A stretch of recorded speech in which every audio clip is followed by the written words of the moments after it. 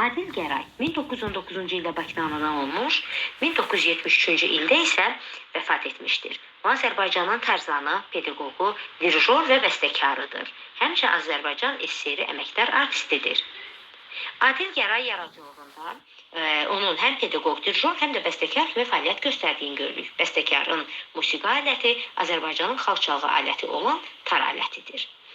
Bəstəkarın yaradıcılığına nəzər yetirdikdə burada daha çox mahnı janrının üstələdiyini, yəni mahnı janrının üstünlük təşkil etdiyini görürük. Onun bir-birindən gözəl mahnıları var. Yar gəldi mahnısı, Yadigar mahnısı, Ana kəndim, Bizim qızlar, bundan əlavə bəstəkarın məşhur mahnılarından biri də Azərbaycanın Mənim mahnısıdır. Bəstəkar tar və fortepiano üçün Bağçakürd piyesini Üzeyir Hacıbəyova ithaf etmişdir. Və əlavə olaraq tar üçün bir çox əsərlər yazmışdır. Tar üçün etüdlərin, Qaytağı, Cəngi, Səfi Kürd, Şahnaz Sayağı, Gülüstan piyeslərinin, mahnıların və ibtidai məktəblər üçün nəğmələr məcməsinin və s. bu kimi əsərlərin müəllifidir.